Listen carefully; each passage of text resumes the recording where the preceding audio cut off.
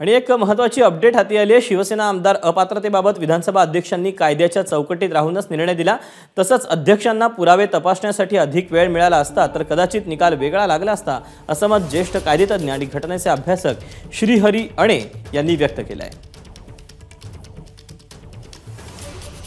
शिवसेना आमदार अपात्रते प्रकरणी सर्वोच्च न्यायालयाने दिलेल्या निर्देशांनुसार विधानसभा अध्यक्ष राहुल नार्वेकर यांनी आपला निकाल दिलेला आहे। निकाल काय आहे तो सर्वांसमोर आहे।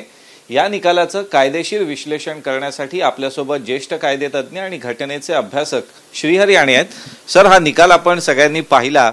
खरं तर निकाल काही लागणार होता, त्याला सर्वोच्च न्यायालयात कुठलाही पक्ष जाणार हे काळ्या दगडावरची रेघ होती। भलेही अध्यक्षांनी कुठल्याही गटाच्या आमदाराला अपात्र केलेलं नसलं तरी निकाल कुठेतरी शिंदेंच्या बाजूने जातोय। या निकालाला कायद्याचे अभ्यासक म्हणून कसं बघतात? निकाल शिंदेंच्या दिशेने गेला हे खरं आहे, म्हणजे याच्याबद्दल काही वाद नाही। पण शिंदेंच्या दिशेने शिवसेना पक्ष कुठला ह्या मुद्द्यावर ठरवताना तो जो शिंदेंच्याकडे आहे तो खरा शिवसेना पक्ष आहे असा निकाल गेलेला आहे। इतर बाबतीत डिस्क्वालिफिकेशनच्या बाबतीत, व्हिपच्या बाबतीत याचा काही त्याच्यावर इफेक्ट होत नाही। ते दोन भिन्न गोष्टी आहेत। त्या मला विचारलं तर ह्या कॉन्ट्रोवर्सी करता ते ठरवायची काही गरज नव्हती। पण तथापि सुप्रीम कोर्टने ते म्हटलं आणि स्पीकर सुप्रीम कोर्टाच्या शब्दाच्या पलीकडे जाणं शक्य नव्हतं।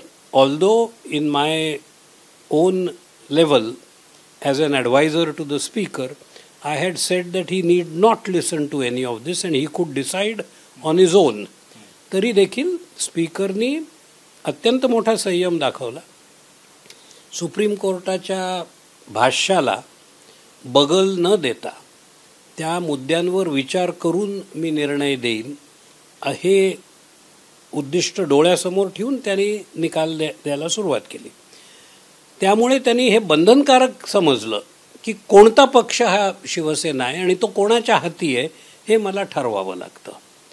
हे ठरवत असताना उत्तर जे आलं ते उत्तर 3 निकष सुप्रीम कोर्टाने घालून दिले होते, ते प्लस एव्हिडन्स जो त्यांच्या पुढे आला, साक्ष पुरावे जे त्यांच्यासमोर आले, या बेसिसवर आलेलं उत्तर होतं की हे ठाकरे गटांचं बहुमत नाही आहे। आता ते शिफ्ट झालेलं आहे आणि ते आहे एकनाथ शिंदेजींच्या जवळ। त्याच्यामुळे त्यांची शिवसेना जी खरी शिवसेना आहे ती त्यांची आहे असं इक्वेशन त्यांनी ॲक्सेप्ट केलं। कोण खरं आणि कोण खोटं हे कोर्ट कसं ठरवणार? It's impossible. एखादा खून घडला का नाही हे ठरवू शकाल तुम्ही, किंवा एखादी घटना घडली तर ती खरंच घडली का नाही घडली आणि काय घडली हे ठरवू शकाल। पण जे घडलंच नाही आहे, दोघांचे 2 पक्ष झालेले आहेत, शिवसेनेमध्ये काय NCP मध्ये काय, प्रत्येक म्हणतो आम्हीच ते। हे ठरवणारे कोण? पब्लिक ठरवणार, तुम्ही आम्ही ठरवणार, जी इलेक्शन येईल त्याच्यात ठरणार ते। जेव्हा त्याच पक्षाचे 2 उमेदवार एकासमोर एक उभे राहतात तेव्हा निकाल लागतो कोण आहे आणि कोण नाही। ज्याला हिंदीत आपण दूध का दूध पाणी का पाणी म्हणतो ते तेव्हा होणार जेव्हा दूध आणि पाणी एकत्र तुमच्यासमोर ठेवण्यात येईल आणि म्हणण्यात येईल हे पिऊन पहा आणि सांगा याच्यात दूध आहे का पाणी आहे का काय आहे ते, तेव्हा होणार। Courts can't decide this. Courts will go by some norm, some method, come to some conclusion. पण ह्याच्या अंती काय पब्लिक सांगेल ते। उद्या जर कॉर्पोरेशनची मुंबईमध्ये निवडणूक आली आणि शिवसेनेच्या कॅन्डिडेट्स उद्धवजीचे म्हणा किंवा एकनाथजींचे म्हणा एकमेकांविरुद्ध उभे राहिला, ताबडतोब कळतं कोणाचं आहे का, कुठल्या दिशेने गेलं आहे। तोपर्यंत प्रत्येकजण भाषणामध्ये माझीच आहे म्हणत फिरतो, त्यांनी काय होणार आहे?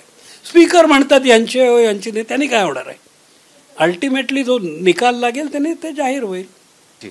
त्यामुळे आगामी निवडणुकीत जेव्हा हे दोन्ही गटाचे किंवा एकाच पक्षातल्या दोन्ही गटांचे नेते आमने सामने जनतेच्या पुढे उभे राहतील तेव्हा जनताच आपला निकाल देईल आणि त्यानंतरच पक्ष, नाव, चिन्ह या सगळ्या गोष्टींना खरोखर अर्थ उरतो का, की जी मूल्य आहेत जी आजपर्यंत पारंपरिकरित्या मतदारांनी पाहत आलेली आहेत आणि जी फॉलो करत आलेली आहेत त्याला महत्त्व मिळतं हे आगामी निवडणुकीनंतरच आपल्याला पाहायला मिळेल। कॅमेरामन सचिन शिंदे समेर राणे, एबीपी माझा, मुंबई। एबीपी माझा, उघडा डोळे बघा नीट.